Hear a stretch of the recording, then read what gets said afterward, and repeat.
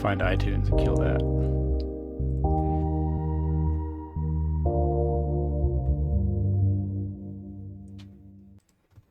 It's always fun subjecting everybody to IDs right before actually doing something useful.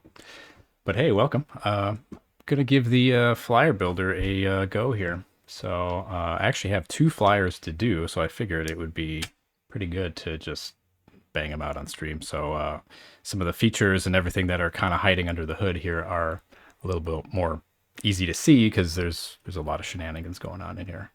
Not quite done yet, but with any luck, it'll be done soonish. So, but yeah, I mean, it sounds like you have some pretty cool wind out there. I actually have a thing. Let me see. I don't know which part of the UK you're hanging out at, but let's see. Pretty weather. Let's go with that. Tried and true. Yeah, winds gusting up to 27 kilometers per hour. That's pretty good for downtown, I would say.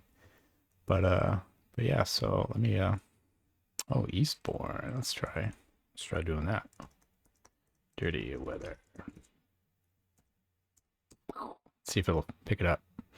Looks like it probably did. Yeah, 28 kilometers per hour is still nothing to sneeze at, that's for sure. I think we had wind like that not too long ago. It was getting pretty spicy. Branches down everywhere. Oh, is this the wrong one? Womp womp. Well, whatever API I'm using for weather there is kind of sus, I guess, but oh well. But yeah, let's switch on screens here to the good old-fashioned screen capture. Maybe I will update the title with the actual URL, or I'll just drop it in chat here. What is a flyer generator? Good question. So I know, Stylus, you've seen RaidPal because you've used it for your last event. So basically, for anybody who doesn't know what RaidPal is the epic replacement of Google Spreadsheets for organizing raid events. And I probably have a few sitting in my, oh, that's my profile. How do I use RaidPal? Here we go. Events I've joined. 17, that was October. That was quite some time ago. I feel like the newest one should probably be on top. That would be probably the most useful.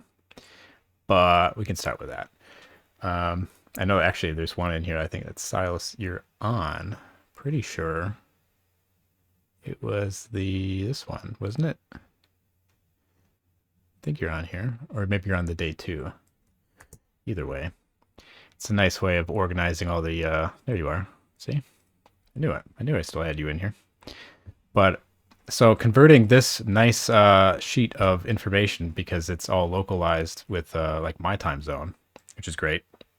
I know exactly when you're going to play, in this case at 5 p.m. nighttime on that day, which is great. But there's still that very manual process of trying to make these flyers, specifically things that, oh, that would be the wrong link. There we go.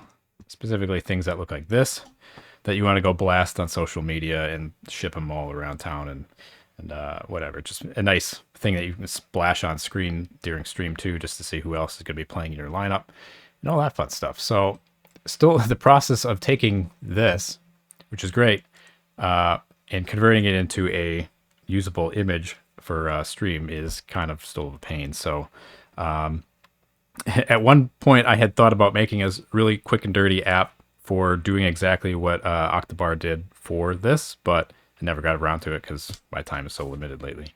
So I'm super glad that he did, and it's amazing. But yeah, so converting and actually creating a flyer out of it is still kind of a bit of a pain. And I have a folder of some random ones here. Like just grabbed a few from various channels in the Twitch DJ stuff. So taking a lot of these events, which are consistently the same, and I couldn't find where I'm guessing the Christmas channel got deleted, but either way, like all those Christmas events were the same size, same shape, everything was exactly the same. So really the only thing that changed between every single one of them was the data. And I'm sure having to go in there and copy and paste everybody's names and making sure that the times are right, such a pain in the butt. So yeah.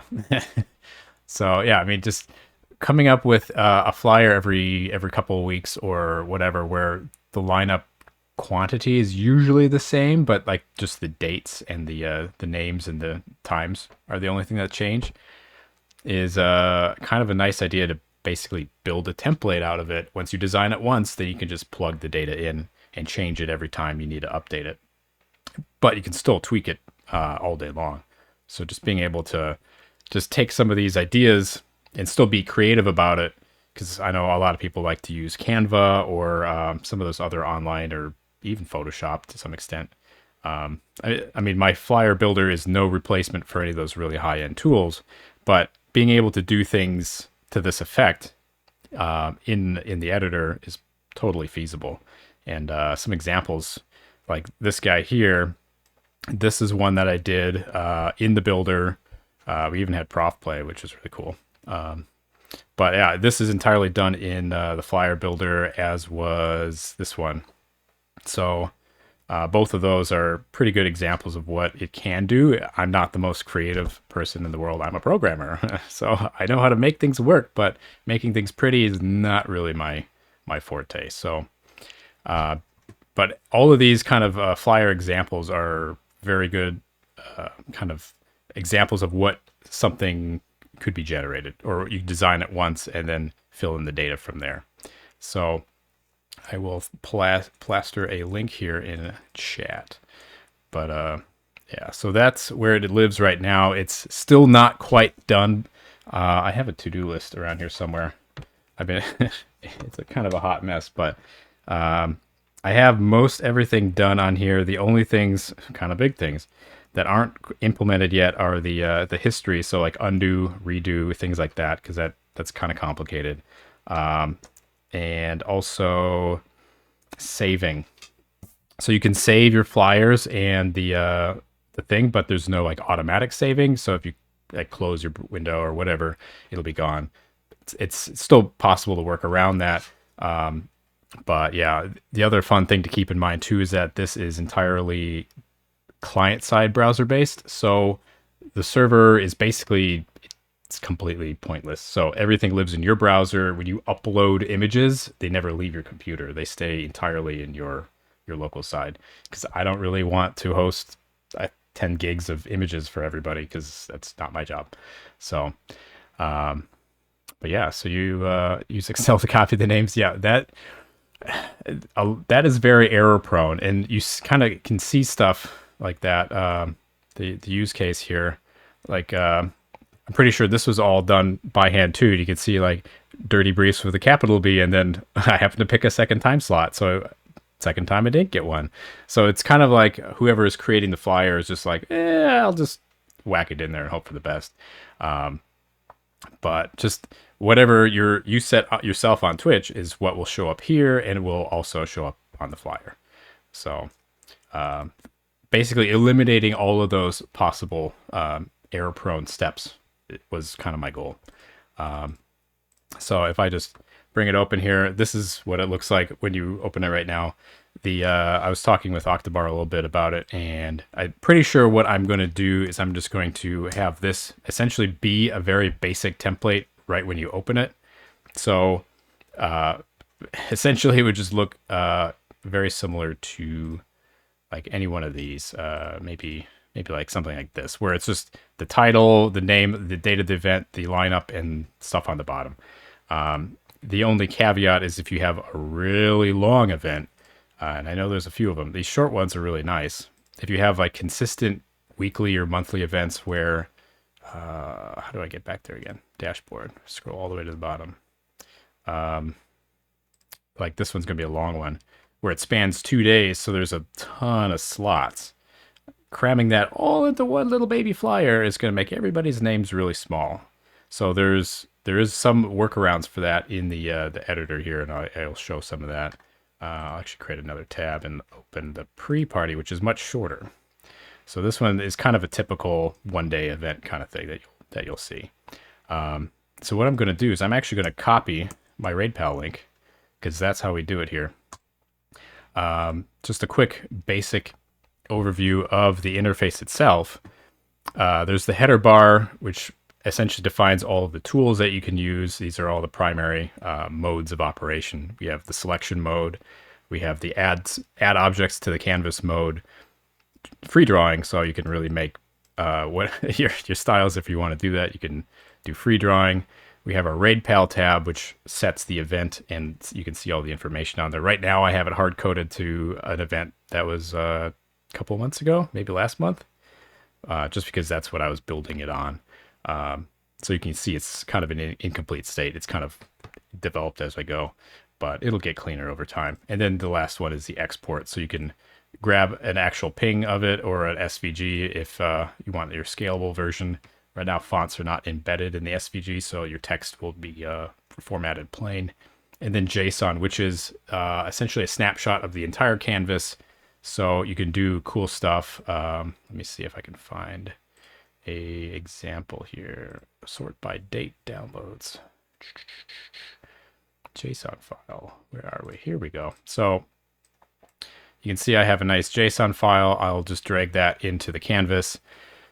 And let's see what we get. What version of this? Boom. Now I have an entire flyer ready to roll, and it's got everything in it. So you can even see all these little elements. They're all objects on the canvas. So when I say export to PNG, here we go. Now we got a PNG we can use. We can drag it around. It's pretty sweet. Yeah, before I completely forget about chat, I better keep looking over there. But yeah, cleaner the better and less mess. Absolutely. Is every comment double? I don't think so. Hectic background. Uh-oh. What am I? Oh no, I'm okay. All right, sweet. So that's good. But yeah, so that's kind of the general overview. On the left side here, we have the layers. So everything that's on the canvas, like any other kind of photo or vector editor you've used, they'll all have layers here. Even OBS is the same way. So if you have the background in the back, obviously you want to stick that back there. You want to lock it. Put the background all the way to the front, then suddenly all your stuff is gone. So obviously you want to do that. And then on the right side is going to be all the properties and kind of the functions of the tools that you have selected. So if you have something selected, you can see all the panels of what you can do with the object. So kind of the full editor treatment. Yeah, the only other things are going to be the zooming to fit or the actual size, as well as the stuff up there. So everything else, there is a context menu I added too, so you can duplicate and do fun stuff. But I will start with a brand new one just to kind of see how it goes. So right now I'm just going to delete everything out of there. I'm going to go over to this particular event. I'm going to copy this, and I'm going to go into my raid pal tab here. I'm just going to paste that in there and go boop, import. So now you can see it imported all the event data, and everything's great. So we can see that those are good to go. All the text on the raid pal side, which is good for an organizer too. If you want the stuff to stay consistent, you can keep all that in there, and all the artists who are playing. You can see there is one vacant slot on this lineup. Where was it? This one. So that is here. It is vacant, which is cool, and we can deal with that in a couple of ways. But a fun little secret tip here is that the artist names here, or the profile pictures, you can actually drag them right into the canvas. So if you want to create a flyer that has the artist names in it, you could do that, and you can organize them and do all that fun stuff.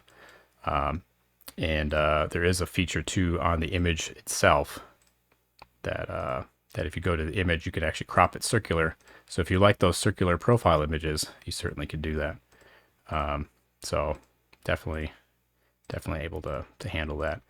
Yeah, you can select them all with Command or Control A, and then scale them all to whatever size you like, and just kind of organize them to your heart's content. So that's kind of where being creative comes into play. And some of the cool stuff is that with these raid pal elements, they'll actually be tied to the event itself. So if you change the event, the objects will update too. So kind of going to the Add Objects tab, we can see the basic shapes, you know, the stuff that you'd come to expect a typical editor to have, text, and a couple of versions of how to deal with text. But the really fun stuff is going to be the stuff like this. So let's add our event name. And you can see that element here is going to have the name of the event, which is the same thing that is right up here. Pretty easy. And let's add the event info. That's kind of like the description of the event. We'll just stick that down there. And the event date. There's a couple of different things you can do with the event date. If you want, if it's a multi-day event, you can actually could define that in the in this here. And let's do the artist list. Boop. Here we go. We can see there's a TBA in there, and there's also the slot time. So when you drop a slot times object in there, it actually puts two, puts the header as well as the times. So when you line these up, they will be corresponding there. And if you want multiple time zones, we can do boop, boop, boop. We can just whack 4 of them in there. If that's what you want to do, we can line them all up. Of course, you know what, I'm just going to delete those and do it like this. I'm going to duplicate and just go like that. It'll be a little easier. So we can kind of aim for those. And it's not quite pretty, but we can take care of that. So we'll stick that over here-ish. And then for my design here, I'm just going to say, let's make it something like that. These aren't quite lined up, but that's no big deal because we can just take this and distribute horizontally on centers. Now everything's centered like magic. We want that centered and we want that centered-ish, close enough for government work. And boom, now all of our headers and everything are lined up nice.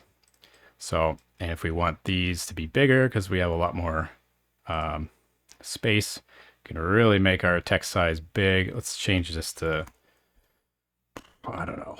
I have like all 1,000 something Google fonts. They're all in here. So any Google font you'd ever want, it's here.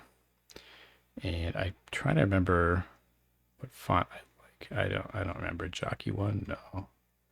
I don't know. Let's just pick one. Oh, that looks really Halloweeny. That's fun. But yeah, I mean, you can really go through and see what kind of fonts we want. We want want that one, sure. Let's have fun with it. And we can even do the same font. What is that, lucky one or luckiest guy? Yeah, we could do that. Just have some fun there. But yeah, I'll pause here for a second. Let's see. Cleaner the better. Yep. Any thoughts on adding a live view for this too? Yes, I did think about that. The issue with that is that it has to be hosted somewhere. Right now, everything that you build in your browser is entirely on the local side. So if we wanted to make a live version of that, it would have to be hosted either by like PNG or if we're doing SVG and the fonts are embedded in the SVG, then everything will come through. Because a quick example is like if we hit our SVG button here, we can see that the fonts are not in there. But if we do the PNG, it's rendered to a raster, so it's flat. So yes, I really like the idea of having an interactive flyer. I'm thinking that might need to be a little more like genericized, where it's just like, here's a generic template, maybe a couple of things you can set. It might have to be a little bit more of a on RaidPal, like directly hosted on RaidPal sort of thing, because I know RaidPal already has the ability to do image hosting with the headers and things like that. So that might be a thing that we talk to Octobar and see if we can really get that cooked up. But yes, I really like that. But yeah, if the slots are changed, it auto updates flyer details. Absolutely it does. For example, if I grab this other event where it's got tons of people in it, it's not a really good fit for this, but that's okay. So we'll go over here, we'll just slap the different RaidPal event in there and hit import, and all of the data immediately changes. It's all magic. So if you want to keep updating all the events with just another one, or you have 10 of the same kind of style event, you just have different lineups.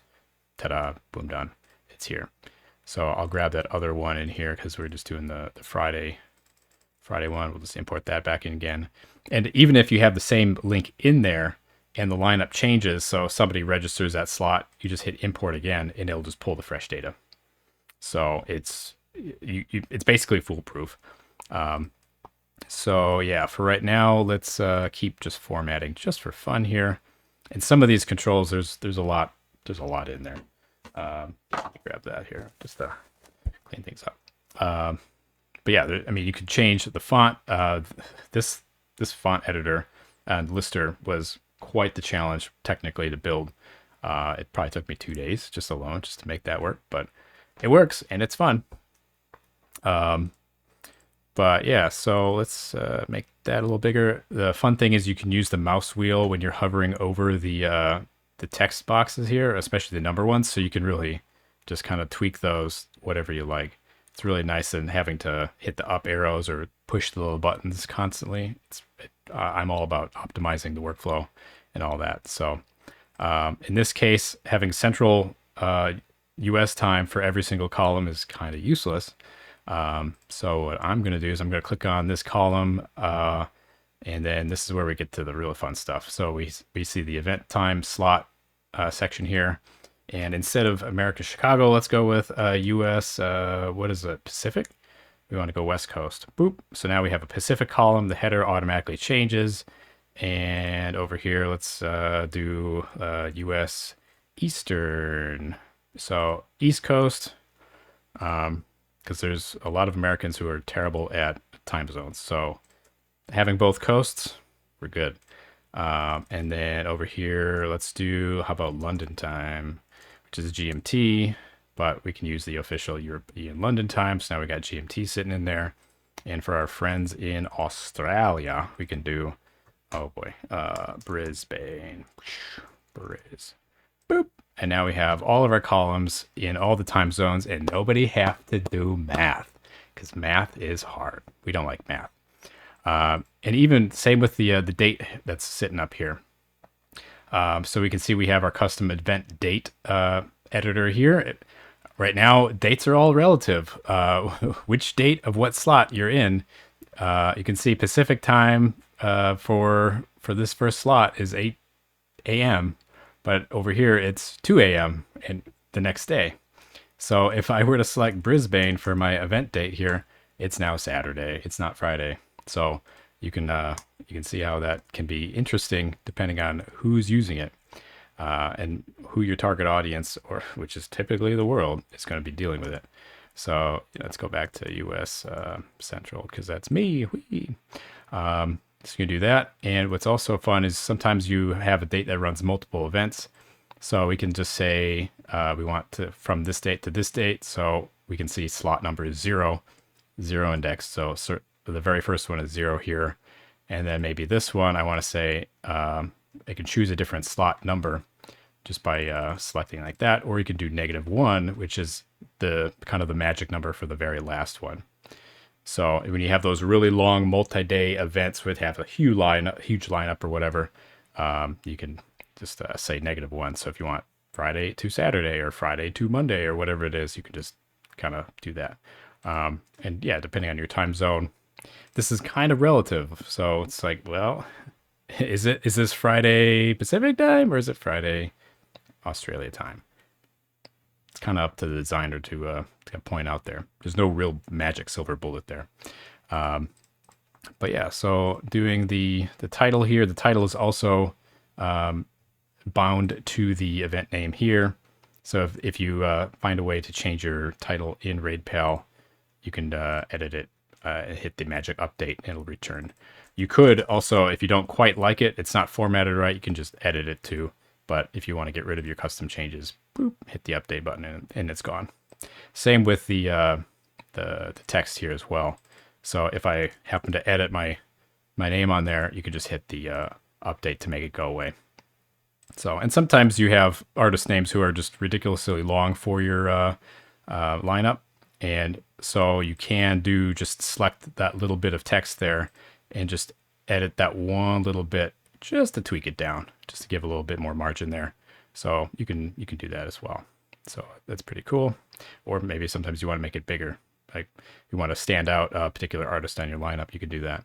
And if you start really messing it up, you can hit the reset character styles, and that will reset all of your custom internal changes in there. So yeah, let's grab that and let's pick something random for a font size. Some fonts will have bold, medium, italic, things like that. Those are technically called variants, so they're hidden in here. A lot of sign software is the same exact way, just because that's how it's built. And we could just make that big, and we can do something like that. So if you don't want to use the title, you could just, for that particular event, you can leave it bound to the event and just manually change it later. But if you do like it, then just kind of leave it the way it is. So we'll go like that, and we'll have this bound on the bottom there, and we'll take all of these and try to center them a little bit. You can see there's the line there that's showing that it was centered. We can try to line these up. Also, these alignment guides was a pain in the butt to implement, but it worked. We'll get rid of that and stick that over here-ish. That might be good. Let's make this font smaller because we don't need it to be ridiculously big. Stick it there. Maybe align that a little bit more centered now. You can see that we got the centered alignment guide. Looks good. And we can go back to our add elements and objects. So we want to tell everybody it's on Twitch. Let's just support our RaidPal friends here. We can select both of these and scale them together and just boom, stick them on here. And now we basically have a flyer. It's very basic, but that's where all of your creativity comes into play. Do I still have a window open? Let's see. I'm just looking at an old hard drive. I found some cool stuff on it. And I found an image that might work really cool for this. Let's see. Nope, not that folder. But yeah, using custom images and stuff is totally possible. I think you can hit this button here, but it seems like the browser actually has some issues on which folders you're allowed to upload stuff from. That's like a security feature of the browser, but you can get away with bypassing that. Where did my... Ooh.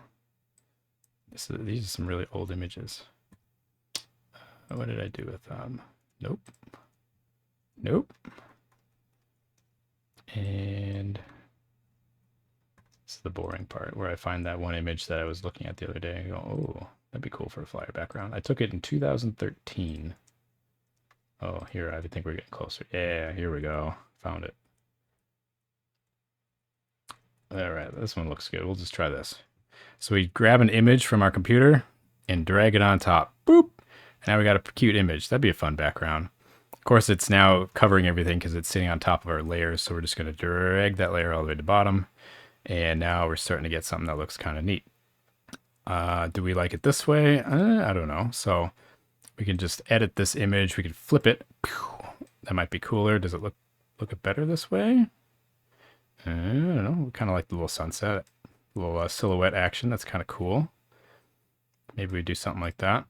I don't know. Maybe it's a little too busy for the background, so we can actually add some filters to this. Maybe we hit blur on it, and then we start. See if my computer can handle this.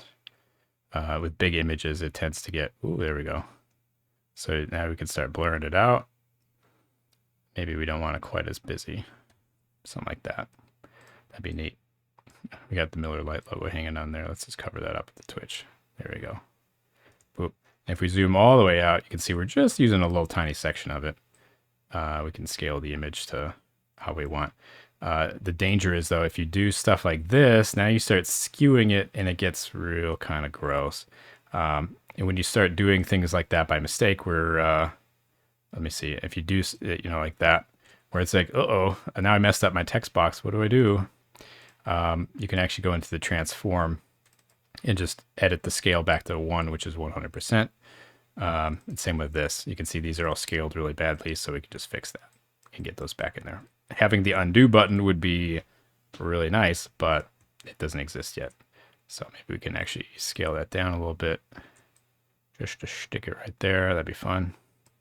That looks kind of neat. Kind of nice little background. Some other fun things too, hiding in here are all sorts of text effects and things. So we could do like stroke or shadow.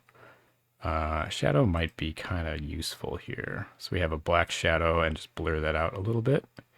Nah, that might be a little too much. What if we made it a white shadow? Yeah, white shadow might be better. Because now it actually adds a little bit of contrast. That'd be a lot more interesting. What else? Maybe we want a little title over here over the artist name to say twitch.tv. So let's just duplicate one of these. Drag this over here. Delete that. And over here, we can actually, I think it's right click and unbind from the event. So now this is just a plain old text field with no correlation to the original event, but it retains all the formatting there. So maybe here we say twitch.tv/, and that's centered. So we want to left align that and just whack that right there. And maybe we make these not black. That's going to be hiding under fill. And make that something like, just something slightly different so they're not quite the same. That would be good.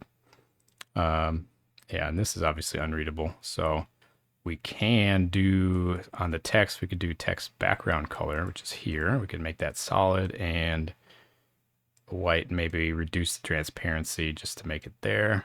Can kind of play with that a little bit. I know I've seen some flyers. Do I still have that folder open? I don't know if I do.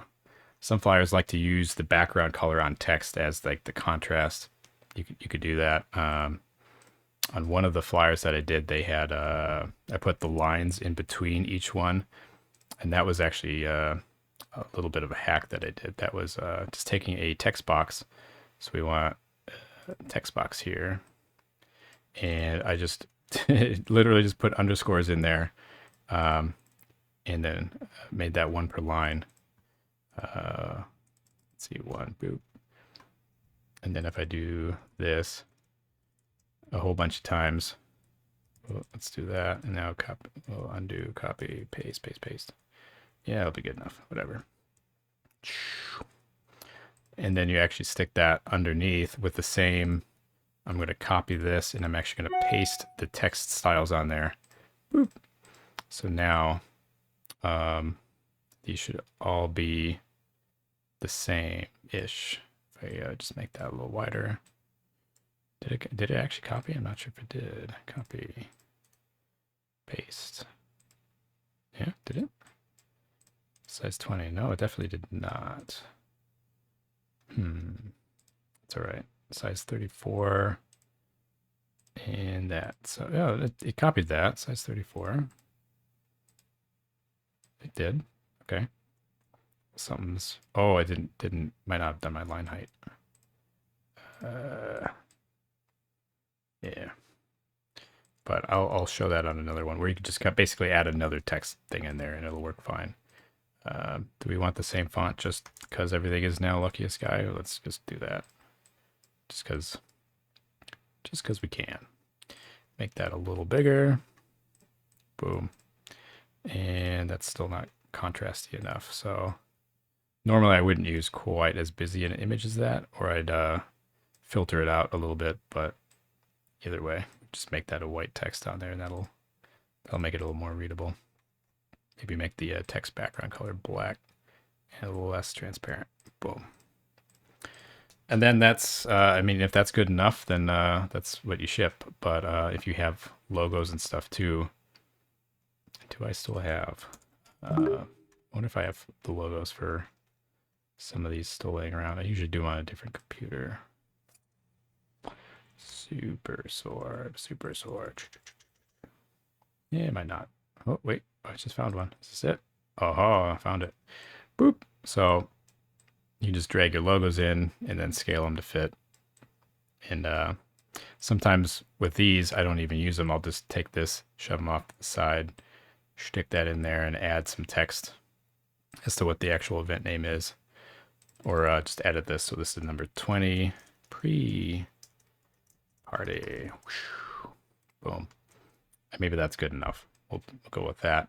Uh-oh. We don't want to be dragging this thing around, so let's hit the lock on it. Boo! And now you can't mess with the background image. And yeah, some of these other things too, we might want to lock just to make sure they don't go scooting around on us. But yeah, this might be a good point. We hit export and actually download that. So now we have a JSON file with everything on the canvas embedded in it, including your images. So when you actually look at some of these, where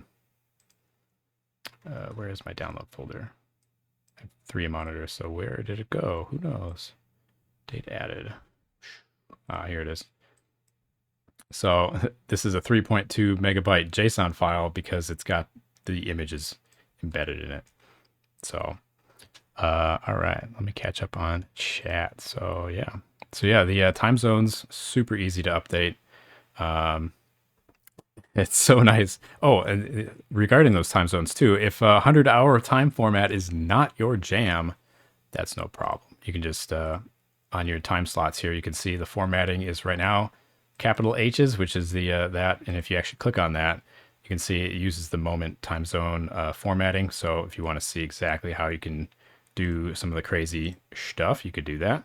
If you want like the AM and PM stuff, that works great. If you don't have like the events that start on the 30-minute mark, we can just do lowercase h's, and we can do maybe the HA. So now you can see you have AMs and PMs, and yeah, so we can just copy that and do for these other 3. We can do the same. Boop. So now everything's an AM and PM. That works for some events, not all of them. But if that's your preference, then yeah, you can format the times however you like. Same with the dates of the event up here too. If you like to abbreviate the fry instead of Friday, you could do that. If you like the abbreviated month, you can do that as well. If you don't like the ordinals on the end, make those go away. I mean, you can make it very computer programmer happy by just saying YYYY MM DD. I think it's capital D's, and now you can do that. So yeah, a lot of options there. Some of the other fun things too, if you have a large event, let's go back and grab this other one here that was ridiculously long. If you wanted to split your flyer into 2 events, you can do that by, we can just select these guys. We can go to our RaidPal tab. Boop, boop, import. Now we have a really long one, but maybe we only want the first 10 slots on there. We can grab our slot here, and if you look at the event artists here, we can have the placeholder text. So if somebody didn't claim a field yet, you can put TBA, or you can actually write in to be announced if that's your preference, or just not show them. Boop. Now all the event slots are gone, so you don't need them. And some events like to have 1 hour event or slot times, and then people just select 2 hour slots or like 3 or 4. You don't really need to have the same name on there 14 times. So having the repeating there but is off by default, but you can toggle it on. You can see Armor has 3 slots there, but they're condensed if you don't want them. So that this is a nice option if you don't always want them there. But yeah, so there's some stuff there, and same with the start and stop slot. So if we have a really tall one here, we have 10, and then we can stop after however many you want to fit on your flyer. Maybe we fit 12 on there, and then update these the same exact way. We want to end these at 12, and then on the next export, you would just set this to start at 12, and then you can end at wherever you want. So now the next one here, we can start at 12 and boom. So really easy to just boop. And then, so when you have this one done, you hit ping, and now you got your little copy, and you export it, and your work is done. You don't have to think. So saving brain power, that's the goal. So, but yeah, cool. I'm not sure if you're still around, Potters, but yeah, thanks for rolling in. Oh, hey. Hey, it's good to see you there. Do we say R4? Do we say Rasco? Do we say Rachel? I'm not sure, but welcome in. Um, but yeah, hopefully this is pretty good stuff. There's a lot of creative freedom in here, so you because one of the things I wanted to avoid is you go to the other programs to do all the creativeness. So if this doesn't have enough of the creative power that you normally are used to, then it's kind of useless. So just trying to add enough in there to do most of the work. But yeah, so kind of gives you quite a bit of options and power to do that. And now that we have that JSON file, if I accidentally reload my browser, oh no, everything's gone. Well, it's okay. We'll just drag our JSON file that we previously saved in here. And now we're right back to where we were. So nice and handy there. But yeah, hopefully that is helpful. And of course, if you want to draw pictures, you can do that. If you hold shift, you can draw straight lines. Kind of a goofy feature. I don't really know if I'd ever use it, but it's at least there. You can select these and change them. So you can edit the stroke settings on there. You can make them thicker. If if you really want to do some drawing, you can do that. But I mean, the options are there. So let me see what else. Okay, good to know. But yeah, double slot usually happens once every, yeah, especially right towards the end where it's like, please somebody fill this slot. Yeah, you end up with the multiples. So seeing that TBA here, we could, if we really didn't want to show that because maybe we added an extra slot in the end and then forgot to delete it, we could just hide it, and now that's gone. And we just have to also set that on the slot times as well to hide the empty slots. So now we have a good enough one if we wanted to ship it now, or if you wanted to ship it early before the slot times are fully done, then you can just leave the TBA on there and let it roll. But yeah, let me see if there's any other fun questions out there.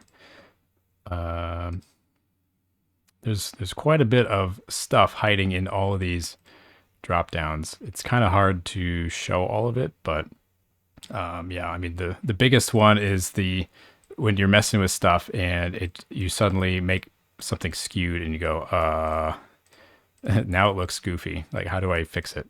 So like in this case, if I like grab this image and I go like that, go, bleh. You could try to fix it yourself, but it'll never quite be right. Just go over here to the scale and put it back to 1, put this back to 1, and then just resize it from the corner, and then we'll be good.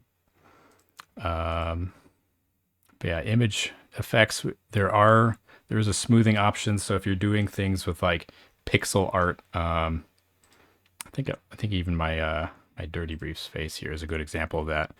It's ridiculously big. But if you like scale it around and then zoom in on it, it starts getting fuzzy. So in this case, you actually want to turn image smoothing off so those pixel lines stay exactly square. So if you start really scaling things down, they go like that. It doesn't work for everything because now you can see, look at all those little pixelated edges there. It gets kind of ugly. So depending on what you want, you could keep smoothing on and off. Pretty cool. And same with cropping too.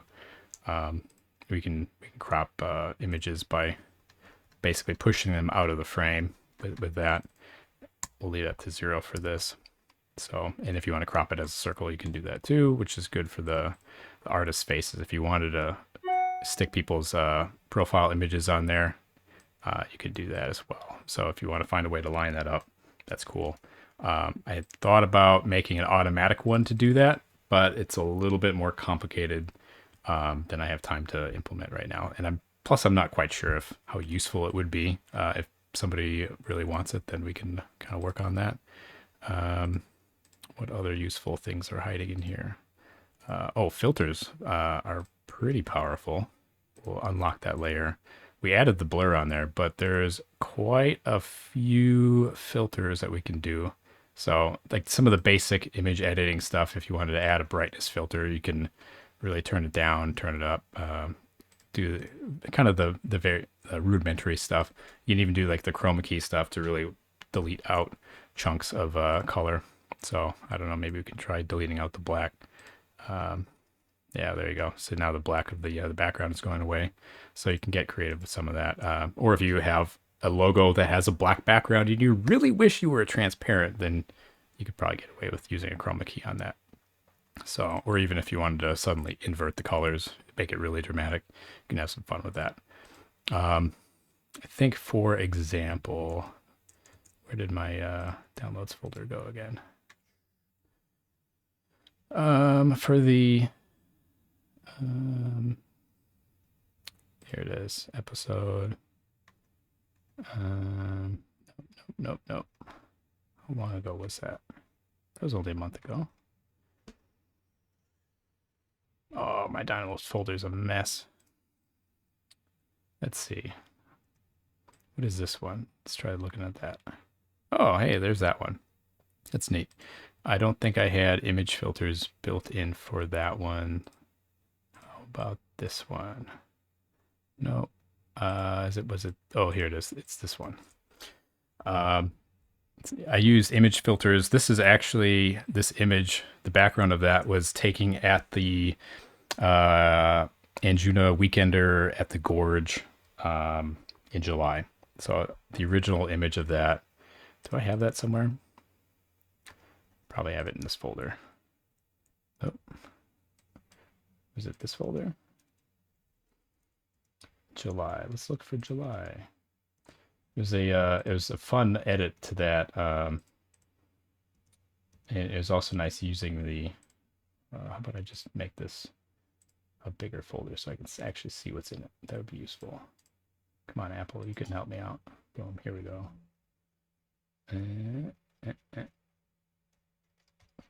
This one. Found it. Gonna open? Oh, there we go. Okay. Because this was the original image, and we have good old-fashioned Dave Dresden throwing his hands up with some of our other favorites hanging out in there.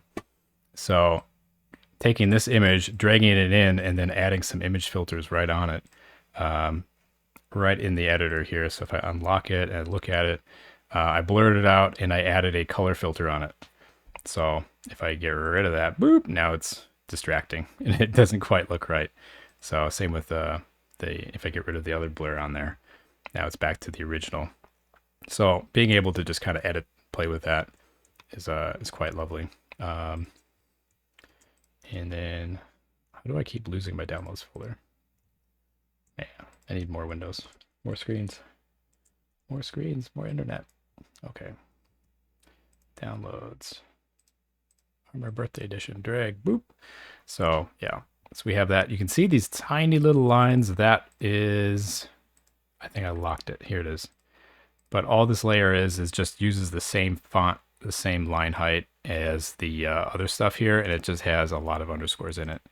You can see here's the text of it. There's it's just using spaces. Oh, that's what I did. It's using spaces. And I'm using the underline effect on it. So you can just, boop, no more underline. Am I selecting the right thing? I think I'm selecting the right thing. No underline. Reset character styles. No underline. And now they're all gone. So if we put the underline back on, now we have the underline on there. There's, for some reason, some underscores hiding in there, but that's okay. So you can kind of make a little ghost thing just to add a little bit of lines on there. And all of these little labels here too, these hard to see ones that say Saturday, that's kind of my way around some of these other things, saying, oh, well, is it Saturday of what time zone? So I slap these tiny little dates on here. These are the actual event date objects, and I have a slot number assigned to them in the time zone that the column is in. So this one is set to US Pacific, slot number 0, and you can see Saturday. And then each one of these is going to be the respective Eastern time zone, Australian time zone. And when it would elapse to the next day, then I would add another one. You can see I set the slot number 8, which is 8 down. So if I put a different lineup in this format, just for fun, let's grab this big one and just see what it does. It might be a big, hot, ugly mess, but we're going to try it anyway. It actually worked. So It's a little long, but it's all right. But all the time zones and slot numbers and dates are exactly right. This was hard set. This is not a bound field. So we would actually change this to say number 20 and whatever the event name is for that. I would rewrite it just because for this event we like the logo on there and all that. But if you have a general template that you like to use for most of the events, ta-da, done. Or we just turn off the background and find something else to stick in there. So if we wanted, I don't know, grab this other image that I took earlier in the summer, stick that away, move it to the back. Woo. Oh, did I right click? I did. Let's try this. Stick it all the way to the back. Would that work? Probably not. Probably way too busy for something like that, but it's kind of where you get some of the creative elements. How about a little foggy view of my lake here? It's kind of ominous and mysterious. How about maybe this corner? That'd be kind of neat. Something like that, and then drag that baby down there. Boom. Of course, the the colored shadows might not work for this, but everything else kind of does. That'd be kind of neat. Kind of an ominous feel. But that's the whole creative fun process. So, but yeah, let me see what else is going on here. Double slots. Yep. Yeah. Sometimes the streamer pulls out, and yeah, it takes 1 hour. Yeah. Yep. Yeah, it's kind of a pain. But yeah, so there's lots of different options and kind of creative power of how you want to use it. It's kind of open-ended. It's not really like here's the format that you must use. You can kind of do what you want with it, which is pretty cool. Especially once you have a template, then you can kind of reuse that or just use the one from like the last event and just kind of update it to work for the next one. So I'll just grab the other one, just whack it back on here, and ta-da, boom. But yeah, let me see go through some of these other little features just to see if there's anything hiding in here that I forgot that would be useful. Fill, yeah, that's just gonna be like the if you have a solid shape or text, fill is going to be the primary color in it. Just grab a square, just stick a square in it. Whoosh. I have a cat and it's meowing. Yes, hello there. You can come up. Yep. Yeah, fill will take care of the interior color. I will add gradient support. It's on my to-do list, but I have to actually build the gradient editor so you can drag all that fun stuff around. But in the meantime, hopefully solid colors will work for now. Stroke is going to be the outline on it. So if you want to add some of those outlines, you can do that. Yeah, so you can turn that on and off. But the width of an object is going to be determined by its stroke, and that's just the way Canvas, HTML Canvas works. But yeah, I mean, you can do all the little round corners and SVG stuff. So if you really look at those corners of the square here, they're rounded now. So you can do all that. Pretty much any feature that I had access to, I try to embed in there. So they're all there. Shadow is in here. So if you want to add a shadow, you can do that. You can blur it out or just offset it. There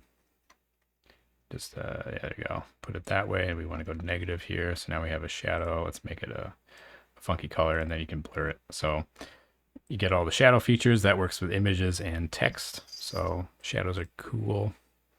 Yeah, all the alignment options up here. So if you're trying to align, if you have all these things just slightly out of whack, you can just grab them and just align everything to the top. Ta-da. And yeah, and I'll do all the distribution, or if you really want to be, you can flip it, do some creative effects like that too. So you could actually dupe that, stick it here, flip it horizontally, and try to maybe change the opacity a little bit. So if you want to get creative with some of those effects, you can do that. But yeah, so let me see, text effects. There's going to be all the font, the normal stuff, the line height, which is going to be good for just trying to align the spacing, getting things to fit. Character spacing, if you have a font that you're using that's kind of really big or goofy, you can adjust the spacing on there to fit that. And the text alignment too is just all the usual stuff that you'd expect to see. Underline, strike through, overline, they're there. and the script. So if you really want to do the fun stuff where you want to like make a trademark symbol, you can use the script here to push it up or down. You can do that stuff, or you can do the simplified one where it just automatically sets it. The subscript, lower script, you can do that. Do the text background. I think we're just playing with that earlier. So if you like having the black on red or whatever, you can do that. And then there's also the actual thing in here where you can tweak the text itself. So if you really want to edit that, you can do that. What else? We got fill, we covered text. Stroke, I think we covered. Shadow, we covered. Image, we have the image filters. You are purring really loud. Yeah, what other? Don't think there were too many other hidden panels that I forgot about. There's at some point I might add one for a circle so you can take a little chunk out of it, but I'm not really sure how useful that would be. I think the only other thing to mention would be the text box, which is the one. Basically, these are text boxes, so the text will wrap, which is useful. And so the width, you can change the width, but to a certain extent. So the text will wrap to whatever width you define, which can be pretty much how you'd expect most text boxes to work. But in the event you don't want one like these are inline text. If you just grab one of those, then when you change the width of it, it actually scales it, which can be very unexpected when you go, why? Why is it doing that? It's because it's not a text box. So when you when you start doing that, you go, why? Why is that goofy? Well, it's because the width is actually fixed. So same with if you go like that, now you have really weird looking text. And to fix it, we go back to the scale and we can reset that. So yeah, that's the difference. You might want a fixed text length for labels like these. These are iTexts. And then for everything else that can wrap, use text boxes. It's kind of the general rule there. But yeah, by default, there are these logos that you can use, which are the typical Twitch branding logos. Depending on your flyer style, maybe you want the white one instead of a purple one. I left the purple on there just because I like purple, but that's just me. So, but yeah, any other images that you might have laying around, like if you happen to have what is this here? What is this logo? Yeah. If you happen to be doing some Mad Zoo event stuff, then, whatever logos you have laying around your computer, you just whack in there and they're good to go. So nice and easy.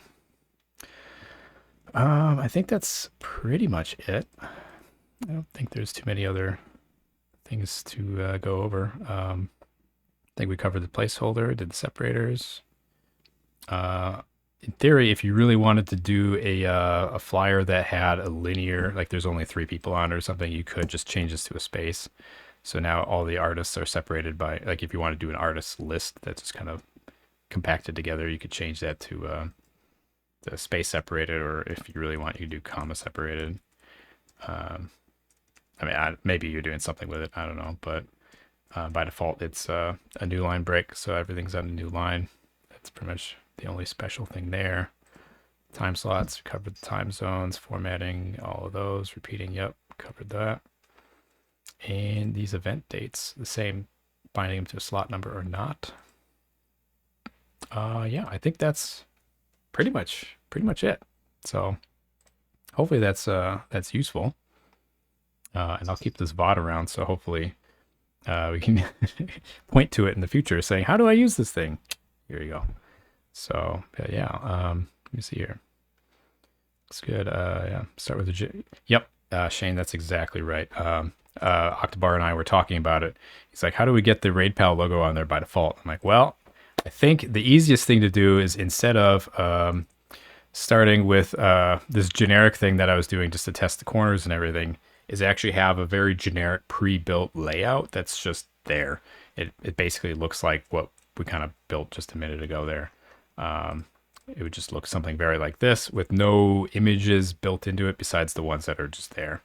So if we just make this go away and get rid of our other logo, boop, it would just basically be something generic like that where you just plug your RaidPal event in and ta-da, you have something to start with, and then you can tweak it from there. Because having to build it from scratch every time is kind of a pain in the butt. So definitely gonna have that pre-built for sure. But yeah, thanks for stopping by. Hopefully that was fun and interesting. But yeah, thanks for rolling in that map. That's awesome. Still love that Jenny B logo or emote. That's the best. Did I build it from scratch? Yes. This entire thing is built in React. Do I have PHP Storybook? But no. But I can, and I will once it loads up. So yeah, this for fun, I will publish the source code on GitHub. So if anybody wants to mess with it or change it or enhance it in any way, it will be out there for fun. I'm not looking to make it into a product and earn revenue on it or anything. It's not really my jam. PHP Storm, where are you? I'm also streaming from my Mac. So Mac is notoriously awful at doing screen shares. I did update to OBS 29 right before, so maybe it's a little better, but I still see my CPU temp is sitting somewhere around 74, which is not good. But yeah, here's a little bit of funness on the source code. It's all React and juicy like that, so not a whole lot. Especially the editor, just it's a good excuse to learn a little bit more about the React contexts and figuring out how to do that. But yeah, so all of the interface and everything is entirely React. The backend is Node, but right now there is no need for the backend. It could be run entirely on Amazon S3 or a static site. There's no server side calls yet. I'm not going to eliminate that fact for now, but it doesn't need it because everything runs in the browser. So there's no uploading to the internet. There's no need for that. But yeah, does React have the pre-built interface objects? Not quite. I'm using Bootstrap. So fun project dependency list. There's only about 1 million React libraries I'm using, but React 18 is the big one. I'm using React Bootstrap, which is the nice component library for using all the Bootstrap stuff. So if I do React Bootstrap, Bootstrap, here we go. I still have the docs open. It does give me a lot of components where I could just dump them in there. Do I need a nav bar? Yeah, boom. Here's a nav bar. Just copy and paste that blab in there. So if you want some drop downs, I don't have to invent a drop down. Besides the font one, that was the only one that I had to build from scratch because having a drop down with 1,000 elements in it, kind of bad for browser performance. It really choked. So that was the real fun one to implement. So, but yeah, so that's that. Yeah, there's doing React apps now. It's definitely a paradigm shift compared to the old jQuery DOM manipulation stuff because it's super stateful. So React knows its state and can render it to it. So super nice stuff there. But yeah, so yeah, lots of cool stuff you could do. Hopefully it will be useful. And yeah, so if there's any other fun questions, I can toss them in there. Otherwise, I can send everybody off to have a good night here somewhere. See who's on. Maybe we can raid somebody with like, I don't know how many people are on, like 4 people or whatever. Let's see, Twitch TV.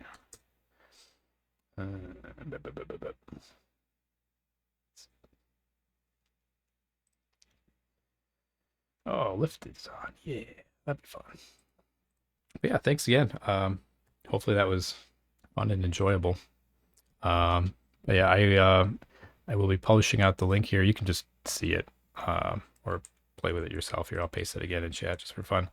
You can play with it in the meantime in its unfinished state. Start playing with some of that and even throwing some feedback up. That'd be cool to see. I haven't really had too much time in the last 2 weeks to really play with it, but a couple months of work and this is what you get. So yeah, hopefully that's kind of fun. In the meantime, who should we pay a visit? Should we oh hey Sam, how's it going? But yeah, hopefully that'll be cool. Maybe we can go pay either lifted a visit or maybe Sarah Hall. Unless one of you guys feel like jumping on, but otherwise, yeah. Not sure if there's okay, the cat is playing in the light, but yeah, if there's anything else you want to see, I guess any other questions or shall we call it a night?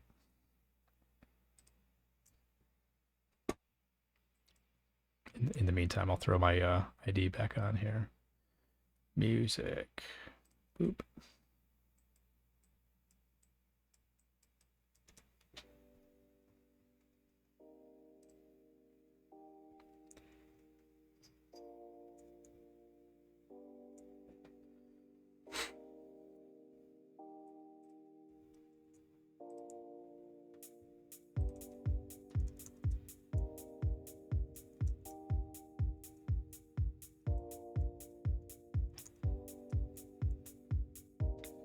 Make sure I gotta type it right. But anywho, yeah. If there's nothing else to chat about, I guess I will send you off into the night or morning, depending on where you are, because we love time zones around here.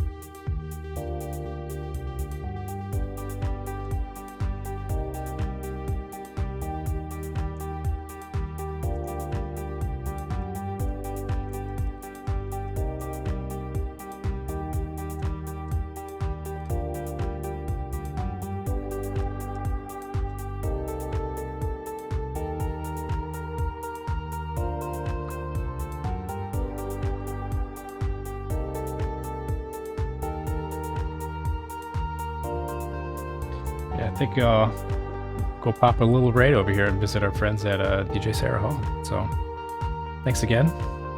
Appreciate all the help and support. So have a good night. See you later.